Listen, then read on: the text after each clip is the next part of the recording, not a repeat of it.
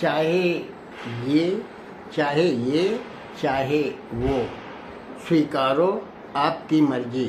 मैंने एक ही बिंदु पर, एक ही पॉइंट पर दो तरह के तथ्य रख दिए, positive as well as negative aspect of the current sovereignty, current governance. आपकी मर्जी, चाहे जो स्वीकारो। Thank you, good luck. Radhe Radhe, जय श्री कृष्ण। भारत के इतिहास में सन 2014 में एक क्रांति आई। विगत 70 साल से सत्ता में काबिज रही कांग्रेस का मौक खानी पड़ी, उसका पराजय हुआ और भाजपा एक अच्छी ताकत के साथ उभर कर आई। हालांकि उस समय जुमलों की खूब बारिश हुई और उस बारिश का ऐसा प्रभाव पड़ा, जनता ने विश्वास कर लिया और सत्ता बड़ी ही आसानी से भाजपा के हाथों में सौंप दी। ठीक है, जनता की बड़ी अपेक्षाएं थीं और भाजपा के सैनिकों ने उसे पूरा करने में अपना कोई कोर कसर नहीं छोड़ा। स्वाभाविक है, भूखा व्यक्ति पहले अपने पेट के बारे में सोचता है। वही हाल भाजपा का भी हुआ। भाजपा ने खूब पैसा बटोरा, इकट्ठा किया और भारत के सारे शहरों में अपनी सत्ता स्थापित किया, बड़े बड़े कार्यालय बनवाए।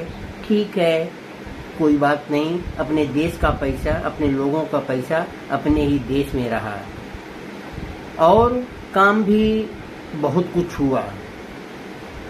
2014 के पहले सड़कों की जैसी स्थिति थी और उसके बाद आज करीब 12 साल बीत गए, अब जैसी सड़कों की स्थिति है, दोनों में जमीन और आसमान का अंतर है। विकास दिखता है पथ पर, जिधर भी जाओ। मुंबई जैसे बड़े बड़े शहरों में मेट्रो, हजारों करोड़ के प्रोजेक्ट पास हुए और उनका एग्जीक्यूशन भी हुआ, कार्य दिखता है। कश्मीर का मुद्दा इतने सालों से उलझा रहा, कभी सुलझने का नाम नहीं लिया, लेकिन भाजपा की दृढ़ शक्ति ने, भाजपा के कर्मठ नेताओं ने वो कर दिखाया। कश्मीर अपना और वहां पर धारा 370 सदा के लिए खत्म किया। और पहले जिधर देखो उधर ही दंगा फसाद होता रहता था, लेकिन जब से सत्ता में भाजपा आई, दंगा का नाम ही नहीं सुनाई पड़ा। अगर सुनाई पड़ा तो उसका इस तरह से दमन किया गया, कुचल दिया गया कि फिर वे उभरे नहीं।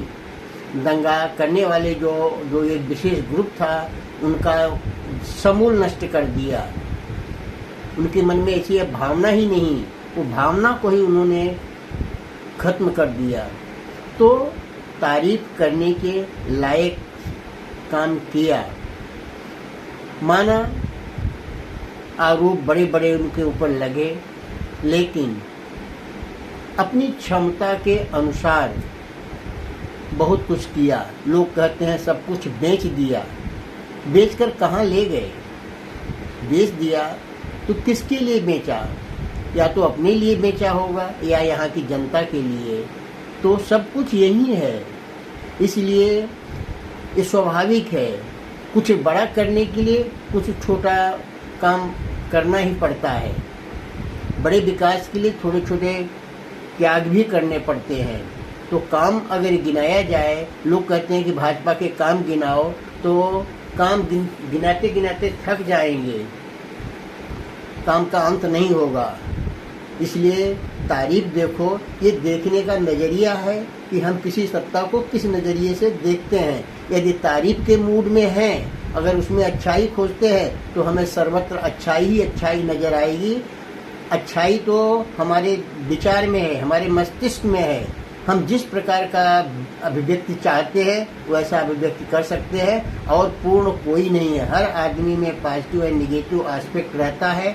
यदि हम पॉजिटिव खोजेंगे तो हमको पॉजिटिव मिलेगा, यदि निगेटिव खोजेंगे तो निगेटिव मिलेगा। अब तक मैंने आपको उनके पॉजिटिव गुण दिखाए, बड़े बड़े इंफ्रास्ट्रक्चर हमारा बढ़ा, विदेशों में हमारी धाक जमी, और जैसा कहा जा रहा है कि हम विश्व गुरु के कगार पर हैं, लोगों ने हमारा लोहा माना, ये सच है।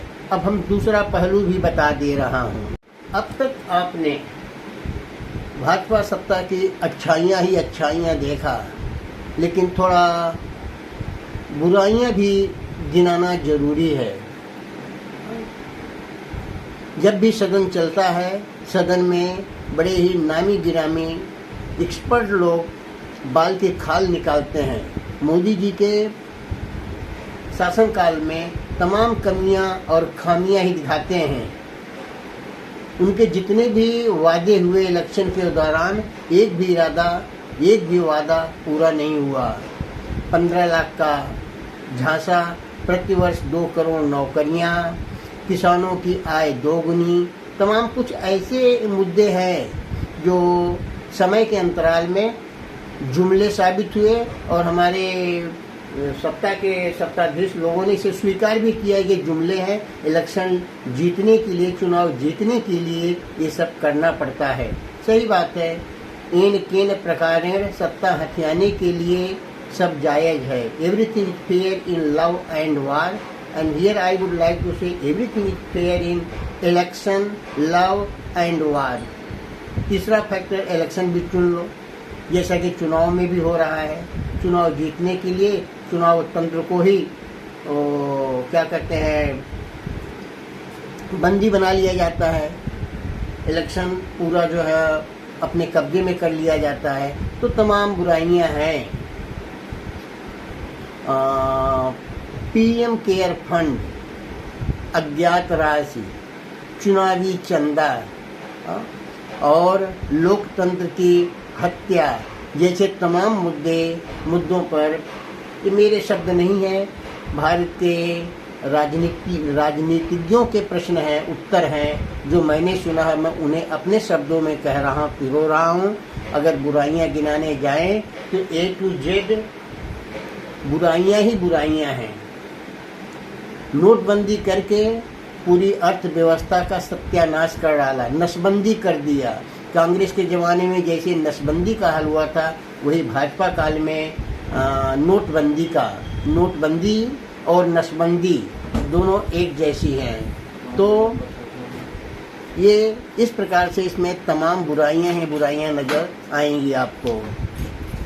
और बहुत से ऐसे फैक्टर हैं जिसे कहा नहीं गया, आप खुद समझ सकते हैं। राधे राधे, जय श्री कृष्ण।